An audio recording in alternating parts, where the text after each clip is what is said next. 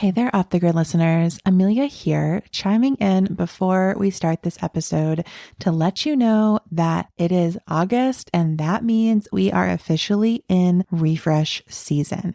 The Refresh is my workshop series for freelancers, influencers, and small business owners who want to refresh their relationship with social media and chart an algorithm-free path forward for their business.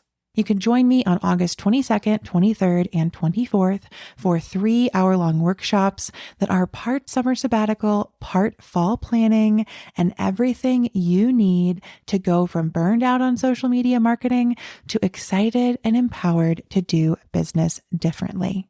The Refresh is for you if you're a creative entrepreneur or influencer who is tired of battling the algorithm. If you're a small business owner who wants your marketing and sales strategies to be aligned with your values. If you're an aspiring business owner who wants to launch a business without a social media presence. Or if you just love Off the Grid and you want more of this business success without social media goodness. All of the details and plenty of testimonials from last year's very happy participants are at the link in the show notes. So head there to learn more and join me later this month at the Refresh. Have I mentioned that you get all of this for only $99? It is the least expensive way to work with me live, and I really hope to see you there. Okay, now let's dive in to today's episode of Off the Grid. Welcome to Off the Grid, a podcast for small business owners who want to leave social media without losing all their clients. Let's go off the grid. Okay. Let's go off the grid. Okay. I know that you really want to put your phone away. Yeah. Let's go off the grid. Have you ever wished that you could have a successful business without social media? Well, you're in luck. I'm Amelia Fruby, writer, speaker, and founder of Softer Sounds podcast studio. On this show, I share stories, strategies, and experiments for growing your business with radical generosity and energetic sovereignty. Download the free Leaving Social Media Toolkit at softersounds.studio/byeig, that's BYEIG, and join us in doing it all off the grid. Let's go off the grid. Okay. Let's go off the grid. Okay. I know that you really want to put your phone away. Yeah. Let's go off the grid.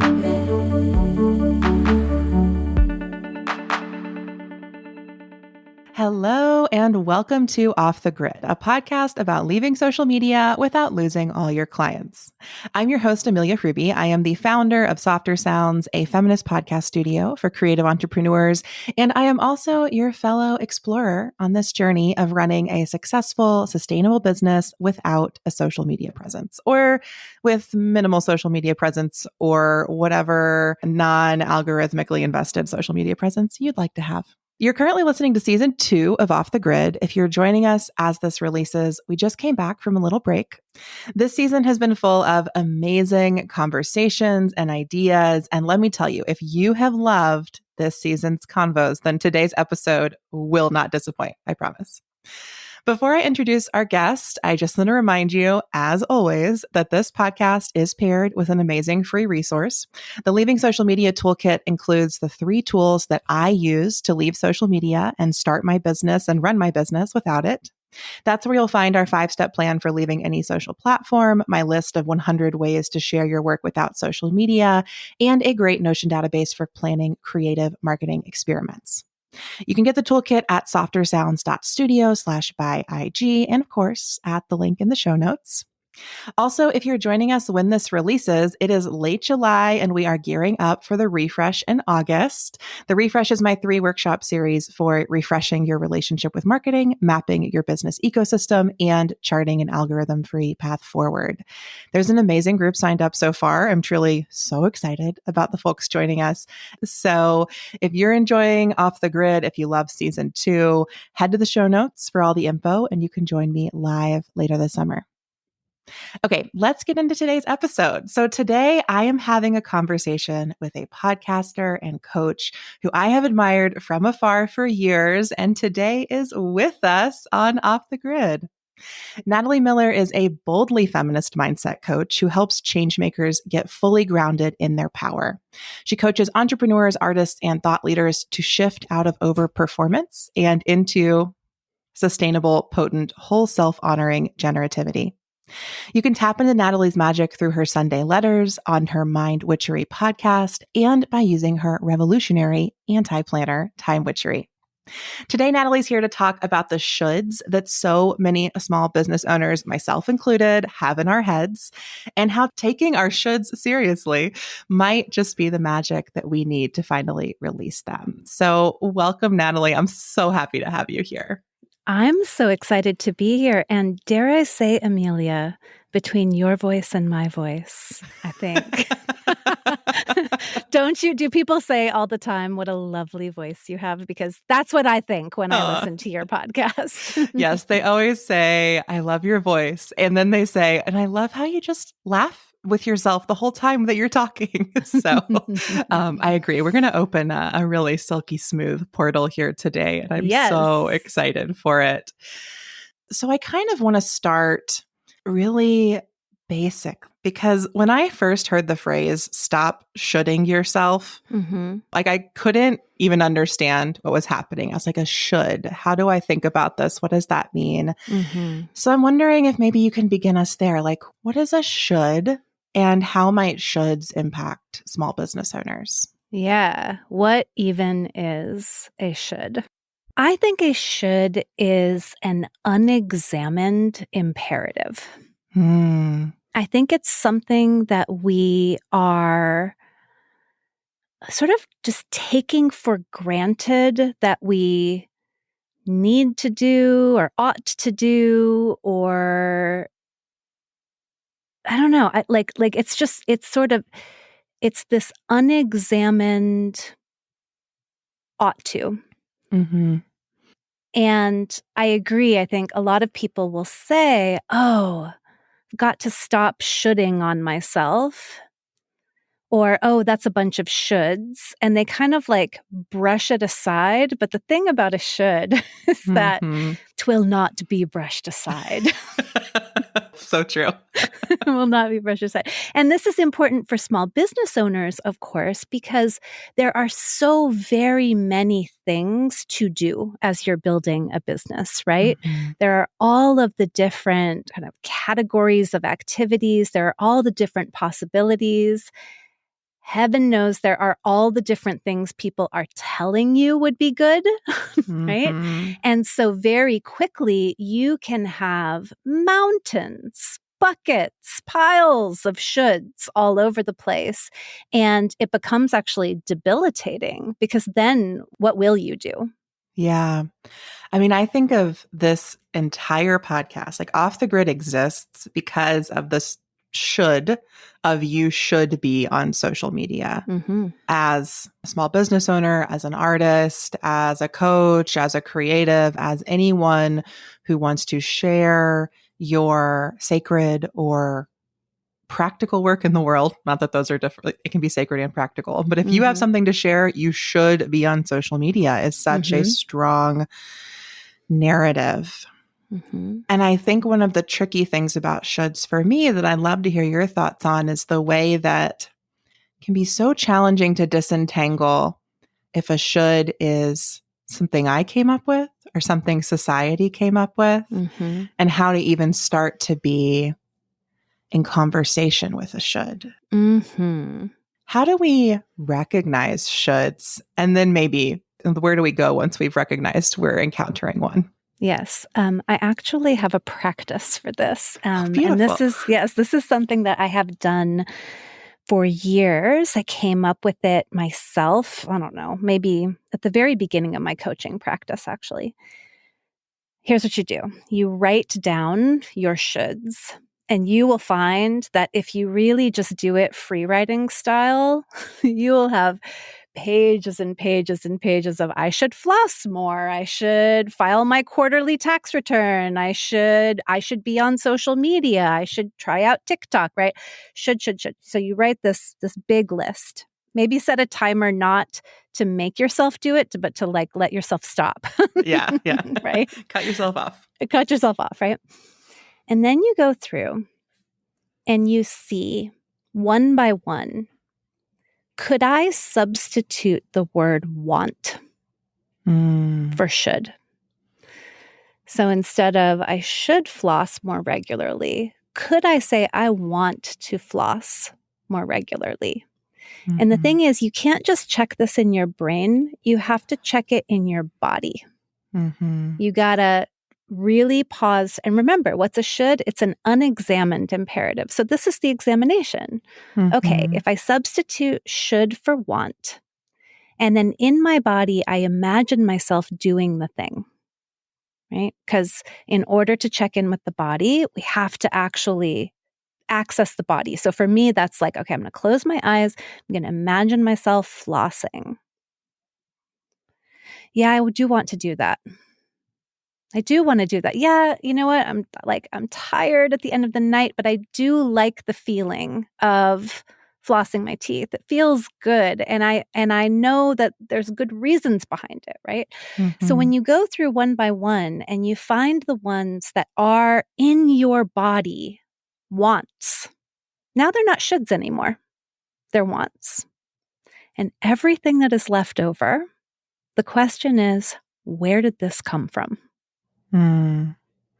So what are some places that shoulds come from if they're not wants of our own desires? I mean, I almost like can't help but turn the question like to both of us, right? Where do they come from? Like, where does you are an expert here. So where does the should about social media come from, do you think? I think for many of us, it started as a social should powered by FOMO. This should, my friends are all here, so I should be here.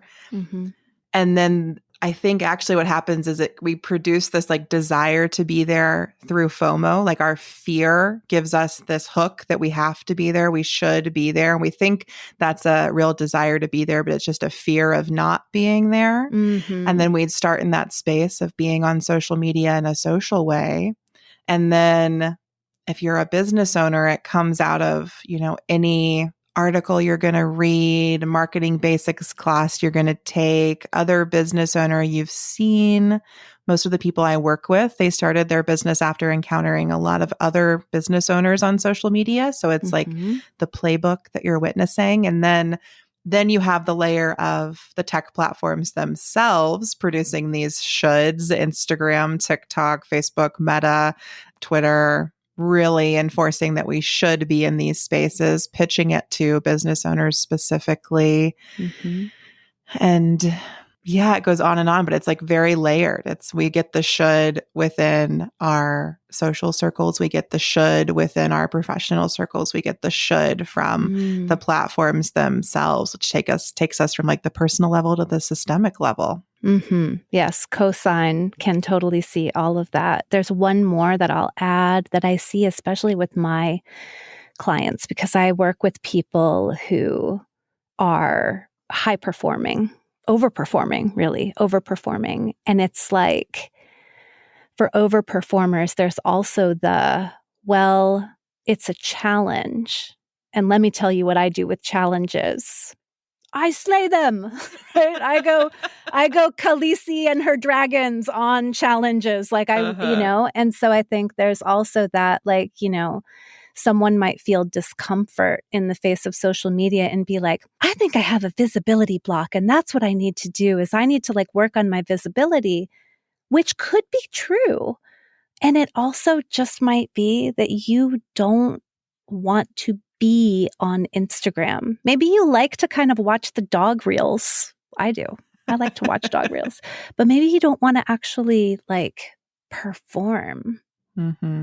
This is it's like two sides of the same coin that I get from people a lot. Do I not want to be on social media, or am I playing small, afraid of visibility? And it seems like I will see people stay on social because they've had this narrative that's very close to a should. Yeah. Of if I'm not present here, then I am holding myself back. I am getting in my own way. I am playing small, it's a limiting belief almost. Yeah. I'm hiding.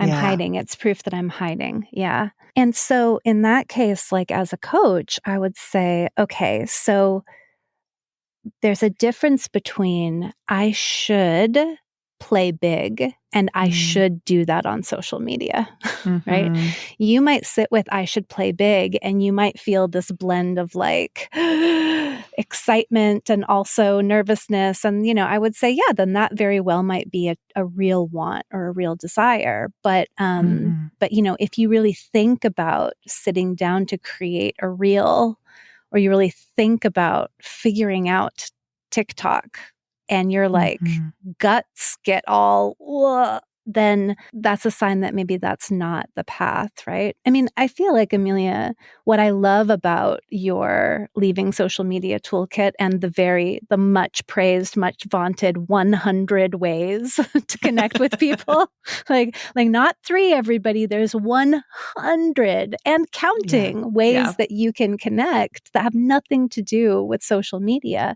is that like we get a bit myopic, don't we? That like visibility equals social media when that's not the case at all, actually.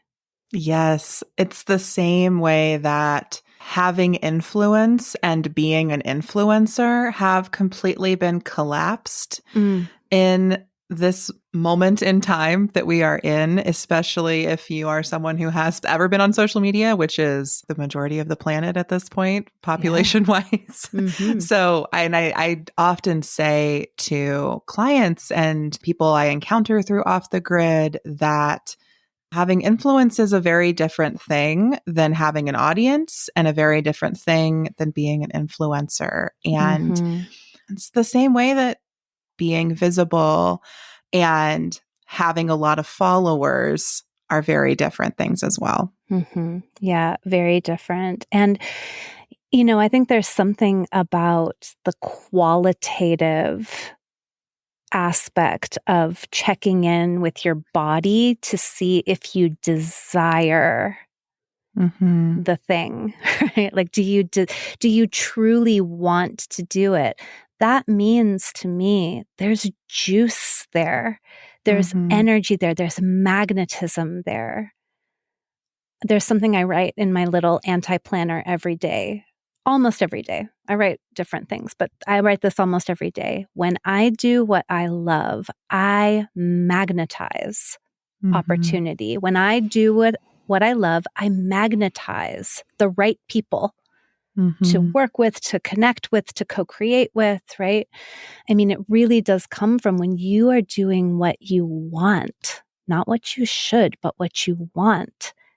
That is what makes you influential. That is what makes you visible, audible, maybe, instead of visible, if that's better for you, right? Yeah.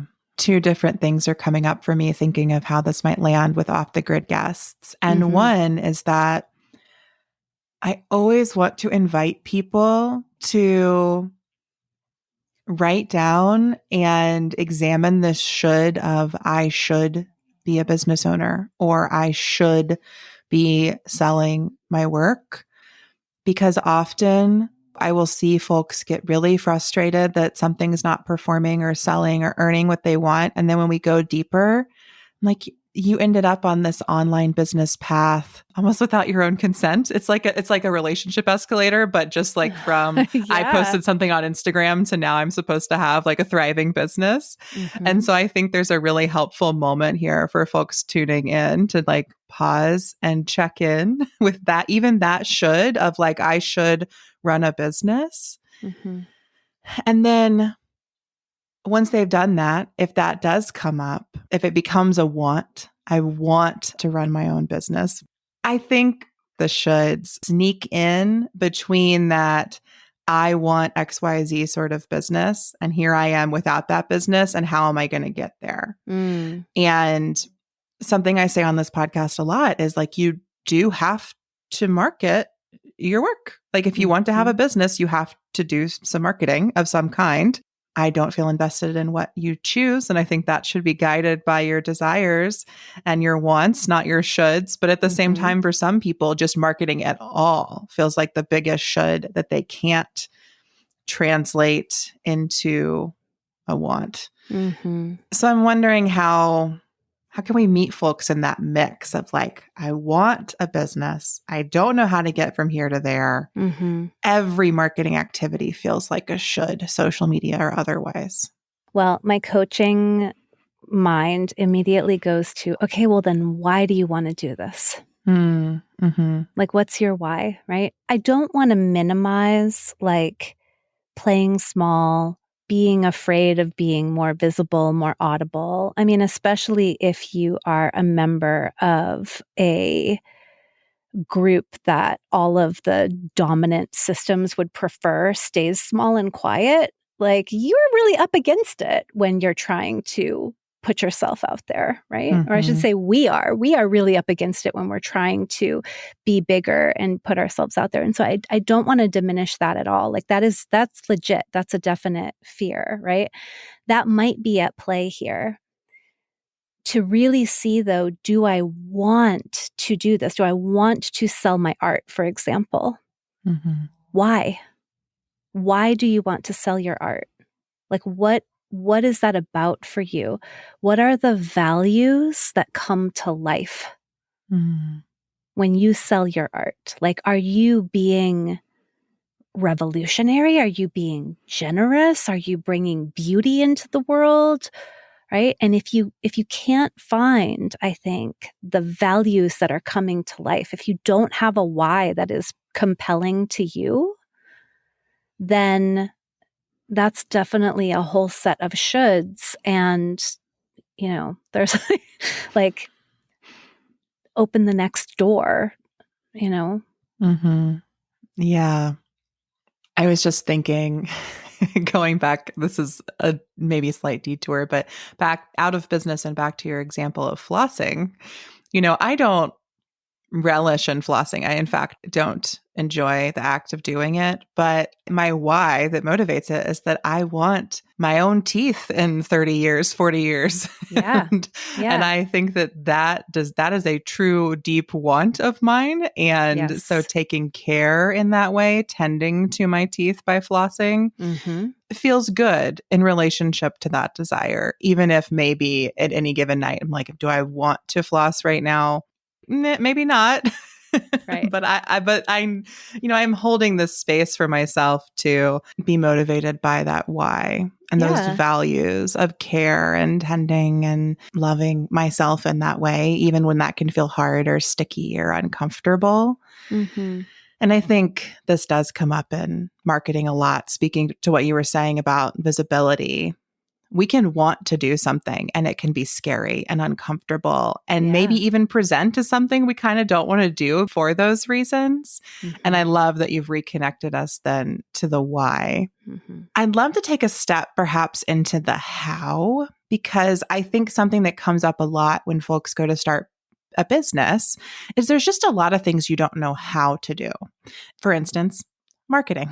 And you can get caught up in these sorts of best practices, which often look like 5 steps to get this lists, and get pretty far away from what your motivating why or what it is that you want without even realizing it. So I'm wondering, how do we distinguish between a should and a want and a best practice when we're trying to learn something new? It's so funny that you talk about best practices, because lately I've been thinking I don't really believe in them just because. This is a little bit I'm being polarizing, right? No, it's a little hyperbolic, but like the thing about a best practice is always my question is, for whom? Yes. Right? Like some people will say, what you got to do is batch content, whether it's newsletters or podcasts or social media posts, batch. If Natalie Miller tries to batch anything except possibly for homemade dog food. I do batch dog food that I make because my spoiled ass dogs now get homemade in the Instant Pot dog food. That is the only thing I can batch. Anything that is creative, anything that is knowledge-based, I cannot batch it. It is so stultifying for me. It feels terrible. Like I have a Sunday letter. I literally sit in my pretty sun-filled, planty living room on Sunday morning and write it. Occasionally I write it Saturday night on a plane if I'm headed somewhere, but like really like that it is me on Sunday, and that is the practice that works for me. And so that is a best practice. Now, I would not go out into the world and say, you know what you need to do? Have a day of the week. I mean, just think about this is really a best practice right here, Amelia. This is so ridiculous. If I said, what you need to do is choose a day of the week and then choose a place that you enjoy writing and then name your letter after the day of the week. Like that is often what a best practice sounds like. And it's just like, whoa, I get that that works for you. That does not necessarily work for me, right? So I'll just kind of start there. Yeah. I think there's also like, this is really interesting. When I mentor brand new coaches who are trying to start businesses and they're wondering about marketing, like what do they do, right? I will take it out of business and I will say, let's just imagine that you need to sell a piano. What are you going to do? And everybody's like dead quiet for 30 seconds. And then they start thinking about it, right? And like, oh, I could put it on Craigslist. I could send an email to my neighborhood list. I could contact a music school. I could contact piano teachers in the area. I could see if there's a used piano store, etc., right? All of a sudden, these people are so creative about thinking about where they're going to sell a piano they don't actually have. And it's like, you have that also for your business. You have that for your art, for your coaching. If you can kind of do the work to get the personal worthiness of the selling kind of taken care of, right? So this is a roundabout way of saying, I believe that we are all so creative. I believe that we all already know, here are some things that work for me and here are some things that don't. Like Amelia, if I ask you, what's your relationship to deadlines? What would you say? They work for me, but I don't need them to motivate me. Perfection, right? Like you already know that about yourself. Yeah. I think we know a lot about ourselves. I can take one look at the idea of batching content and be like, no, I know that's not going to fly. And then I experiment to kind of figure out what does work, actually. And that's a core part of, I guess, how I teach marketing through Off the Grid, which is not to provide any one way of marketing, but to ground us in experimenting in our practice. And I think experimentation can also be a way of examining shoulds and releasing shoulds by trying it. And that's something else I love about experiments is I like to ground them both in how does this feel? And does it get the result that you were hoping for? And for most people, when they start to do a social media experiment and look at it from that angle of, did it actually sell this thing I was doing? Or did it actually get me that relationship with that new audience that I wanted? Often it doesn't. And it's that moment of being like, oh, this experiment isn't working. And I just keep doing one experiment with the exact same variables, controls, insert science words here, over and over and over again. And it's not yielding a result. And you've just happened upon, I think, a third answer to, do I want to do this? I don't know. I don't know. I don't know if I want to do it. Like, do I really want to go on other people's podcasts? I mean, I'm not sure. So yeah, how do we figure it out? We do it, we try it, and we stay in touch with ourselves. Because I think another thing that can happen sometimes is we get very busy in small business building an apparatus for ourselves, right? rather than just doing that kind of small experimentation to see, is this a thing I even enjoy?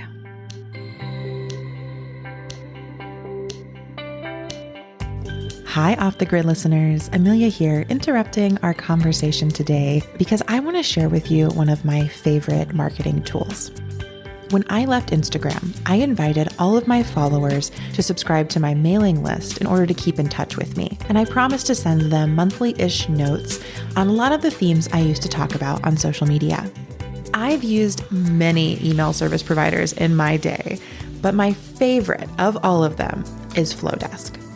Flowdesk is a gorgeous, easy-to-use email service provider. It helps you create beautiful, thoughtful emails, and even better, it's really set up to help you create easy-to-use landing pages so people can join your list, and workflows so you can automate sending messages to folks who sign up through different pages. Flowdesk is how I run all of the welcome sequences and lead magnets at Softer Sounds. It's also how I run the Leaving Social Media Toolkit that you might have downloaded after listening to this podcast. I'm surely not sending those emails out myself manually. Flowdesk is doing all of that auto-magically. If you'd like to give Flowdesk a try, please use my affiliate link below in the show notes. You'll get a discount, I'll get a kickback, and we will all send more beautiful emails together. Again, check out the affiliate link in the show notes. For now, we're going to get back to this episode of Off the Grid. I really appreciated your reflection on best practices and that question of best for who. Something that's arising for me around that is just examining and interrogating this idea of wanting the best to begin with. And this sense of, I think that so often we're drawn toward these teachers who are normally just influencers who promise us the answers and the best way and the right way and the easy way to get success that is what we desire beyond our wildest dreams even. And that in itself is another should. And I've come to think of it as a way of like, it's almost like we're taking away the experience from ourselves. We're taking away our own authority on how we might do this or our own creative experiments around it. Mm-hmm. And something that you kind of came back to over and over again, talking about practices that work for you is like self-trust, inner authority. But I don't think we necessarily like arrive to our business with that, right? Like I do talk to a lot of business owners who couldn't tell you what their relationship to deadlines is, who don't know sometimes if they even like making their work, let alone if they like how they're marketing it. So how do we learn? This is a huge question, but how do we even take a step toward cultivating that inner authority, trusting ourselves in our businesses? Yeah. It's interesting, like, and obviously we work with different clients, so I don't know, but I think people know so much more about themselves than they realize if they just pause to like consider. So that's one thing. Another piece is this. If I were going to have a metaphor for trust, trust is like an ember.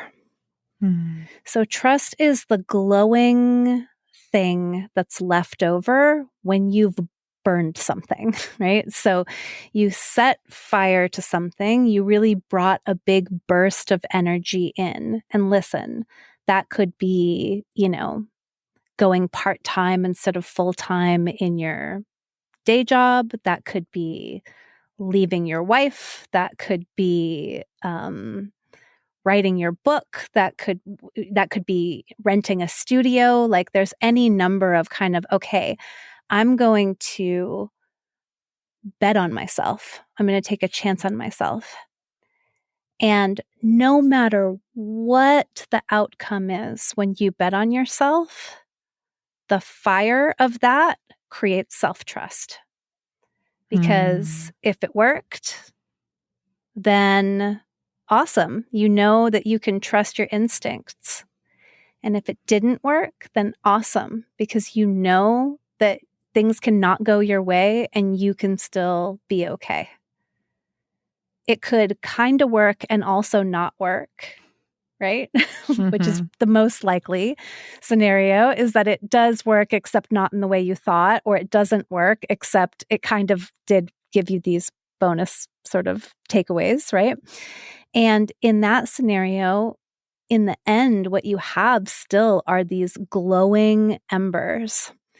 And fascinatingly, just like with a fire, once you have them, you can't just count on them. You have to keep burning shit. Mm-hmm. You have to keep trying a new thing.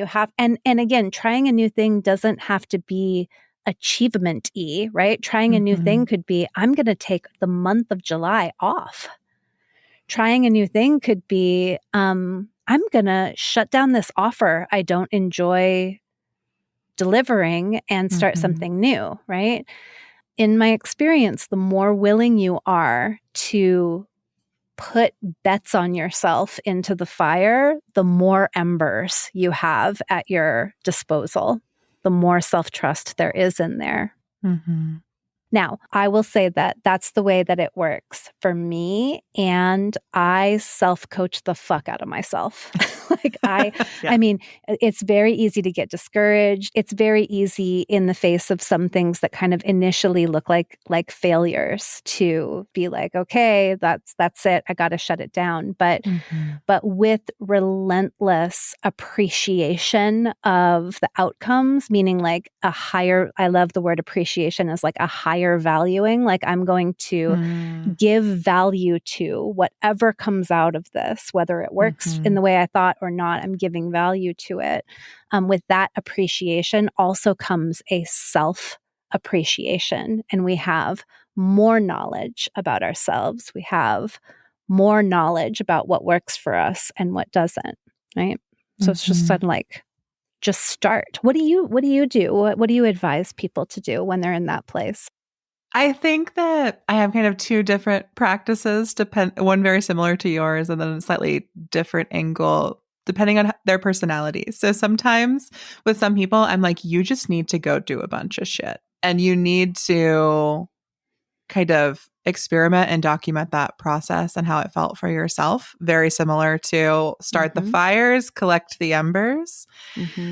I think the other thing that I will advise people to do is a little more of, I call it like building an archive for cultivating self-trust. I personally, as an overachiever and with many friends who overachieve, I find we have this amnesia. We don't do that appreciation process of appreciating and raising the value of our successes. And instead, we've built these like museums of our failures, temples of our failures that we go to judge and shame ourselves, not to worship our resilience or something like that. So sometimes I'll work with people on looking back at things that have gone well and kind of, I do think of it as like building a museum or like, we're going to do an exhibition of all of the things that you did do, all of the times you did share your work. And in those instances, I try to make it less about the response or the impact or like, how did it land with others? And just what is the thing that you did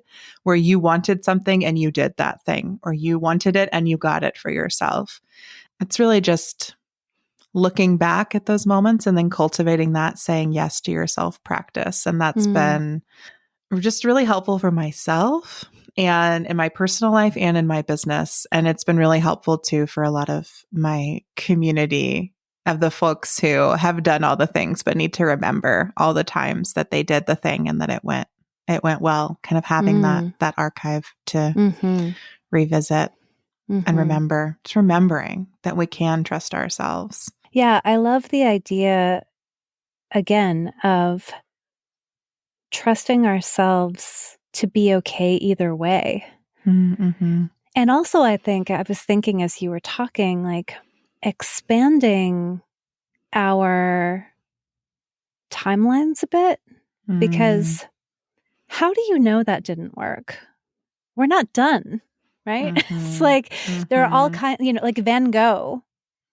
Van Gogh's art wasn't acclaimed until he was gone. So imagine if he stopped and was like, well, nobody's really buying this. I guess I'm just done now. right? Like there are so many examples of that. I also love the practice of going back to a time when we made a decision that really feels like a mistake and being like, okay, but what did I get out of it? Mm-hmm. Right? Not as like a kind of, you know, way of like frosting a shitty experience, right? Yeah. But really as like, no, that was rough, but what did you get? You got something. Mm-hmm. Appreciate, give more value to that, and be curious about where that's going. Yeah. Just thinking of the timeline piece, Mm-hmm.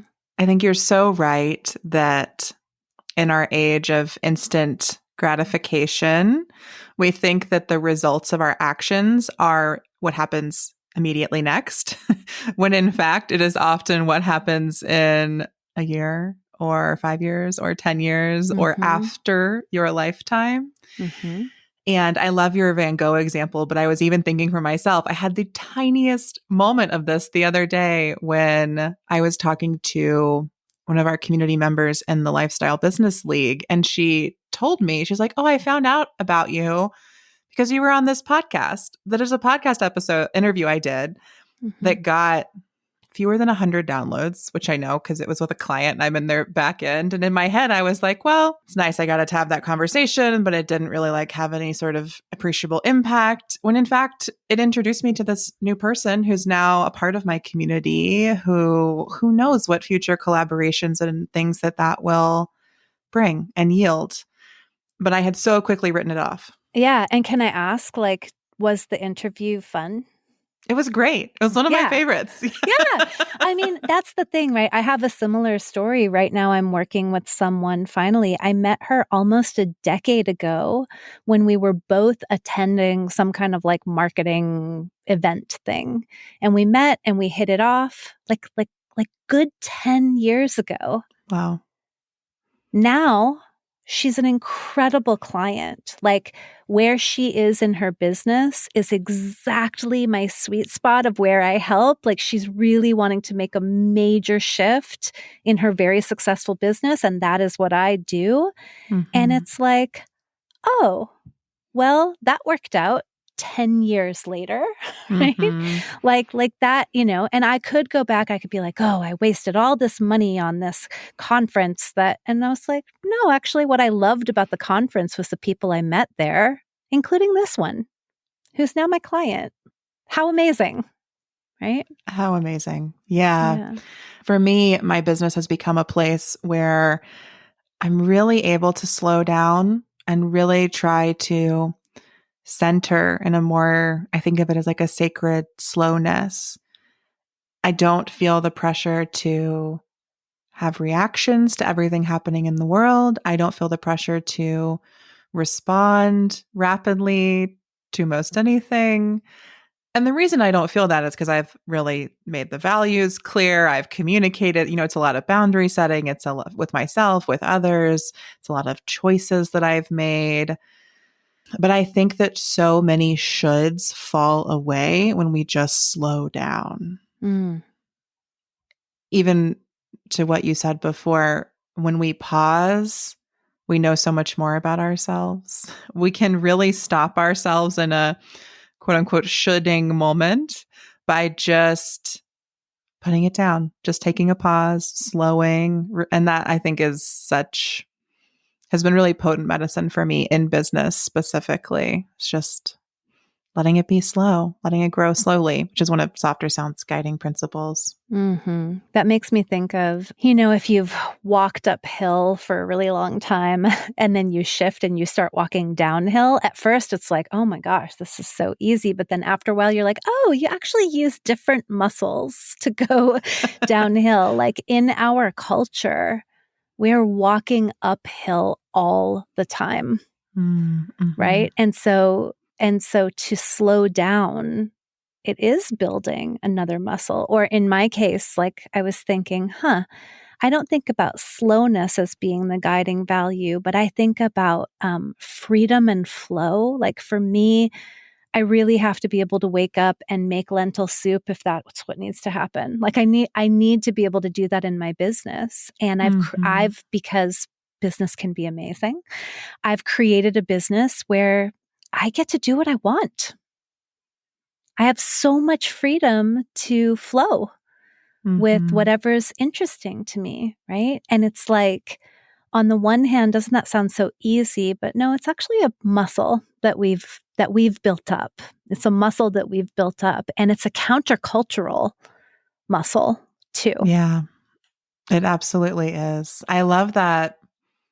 It feels expansive. I feel like I'm in the slow. My value is currently slowness because I'm a Capricorn rising, and I really like the antidote to my like intense overwork is I just right now need to slow down. But the why isn't slowness for the sake of slowness. It's slowness for the sake of, as I build this muscle, I will have much more time freedom, flexibility, flow. Those are really kind of within that. And I really see it as a almost like an evolutionary journey, you know?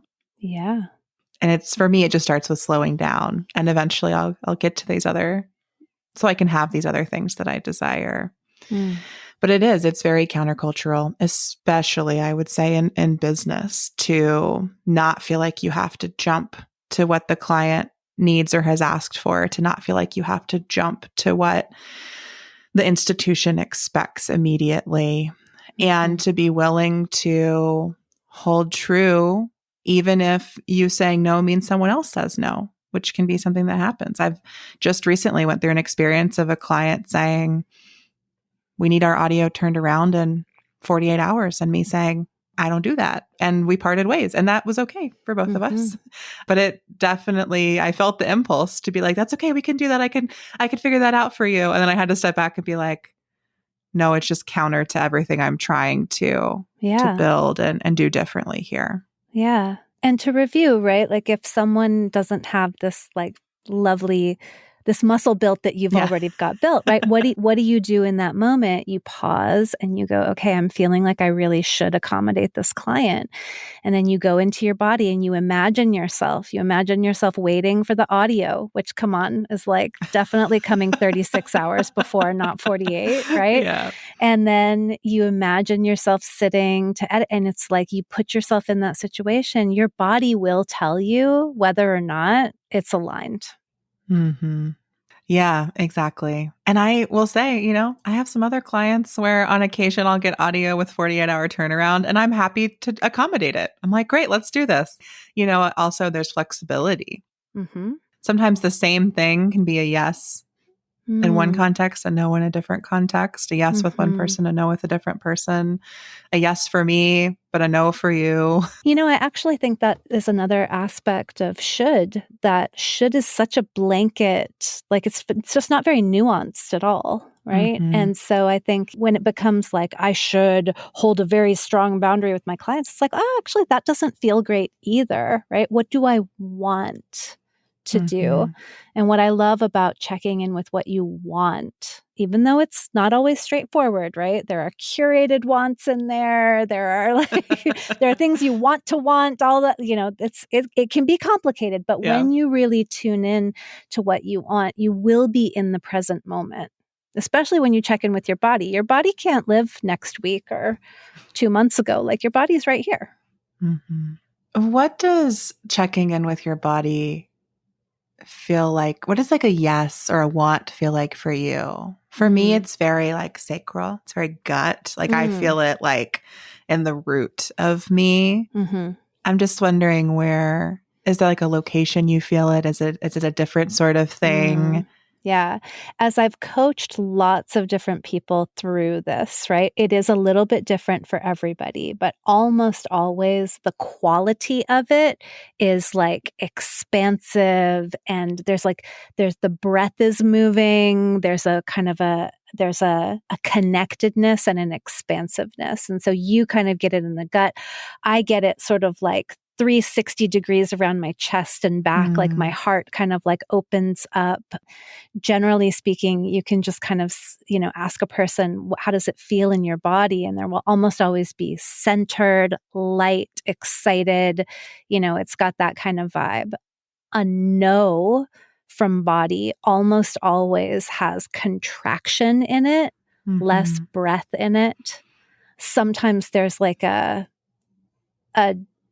disconnect or a dissociation where it's like, oh, I actually don't feel, it's harder to connect with my body, or I'm feeling like my limbs are separate from my core, right? So an easy way to kind of start to explore this for yourself is to just think about something that reliably you love to do and imagine yourself doing it and see what that feels like, right? So right now for me, that would be like reading a novel by the pool in the summer. Fave. Love it so much. I imagine doing that and it's like, oh yeah, I get all of the expansive, freedom vibes. And then something you reliably do not like to do, stand in line at the post office. Ugh. Blah, right? And it can be just basic little things like that, but you can start to become a little more familiar with how your body communicates a yes and a no, a want and a no thank you.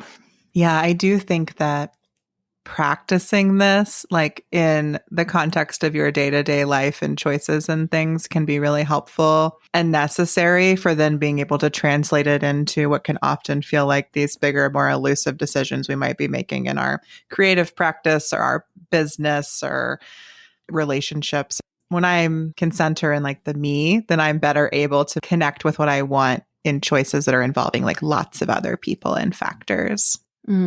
Yeah. I think what I'm taking away from this conversation is so much of releasing our shoulds is writing them down, being willing to and open to examining them, seeing what translates to a want or doesn't, and then also being attuned to those desires that arrive and learning, practicing saying yes when we can, such that we are tending those embers. We are starting those fires that create those embers of self-trust. And that's how we create the trust and the confidence to do business our own way, whether that is on social media or not, but in our own way as guided by our inner authority, not the external narratives or shoulds. Yeah. And even as that is a very self-centered practice and enterprise, you don't have to do it alone. Like a conversation like this can help you. A coach can help you. Joining a networking group of people who are all figuring out this stuff together can help you, right? Like, yes, it is inherently self-centered and you don't have to do it all by yourself. So true. So, Natalie, how can folks connect with you? I'm sure now that they've made it to this point in the conversation, they want more of you and your work. So, how can they connect with you or go deeper? Yes. Well, that letter that I write every Sunday, you could get that. It'll come on Sunday. So that you can find on my website. And then you can also find your way to my podcast, Mind Witchery, on my website as well. Yes, I love both of those things. I will just make a plug here that Natalie's newsletter is so enriching. And I just love that you really write it to like the reader. It reads just as a beautiful poem every week, which I love. Oh. And your podcast is full of spells, which this episode being called a spell is in that homage to that. Oh, I love it. Yeah, I guess I'm just co-signing that your letters and your podcast are fantastic and folks should go listen and subscribe if they are not already. Natalie, is there any parting words or wisdom that you'd like to share with folks before we sign off from this episode? This will take time to believe fully, but when you do what you want to do, you will always be headed in the right direction. I promise. There will be scenic routes. There will be moments where your car breaks down on the side of the road. But when you are headed in the direction of what you want, you are always going the right way. Beautiful. Thank you so much for being here. Thank you, listeners, for joining us in examining and releasing our shoulds today. All the links are in the show notes as always. And until next time, we will see you off the grid. Thanks for listening to Off the Grid. Find links and resources in the show notes. And don't forget to grab your free Leaving Social Media toolkit at softersounds.studio/BYEIG. This podcast is a Softer Sounds production. Our music is by Melissa Caitlin Carter, and our logo is by Natalie Studio. If you'd like to make a podcast of your own, we'd love to help. Find more about our services at softersounds.studio. Until next time, we'll see you off the grid. Let's go off the grid. Okay. Let's go off the grid. Okay. I know that you really want to put your phone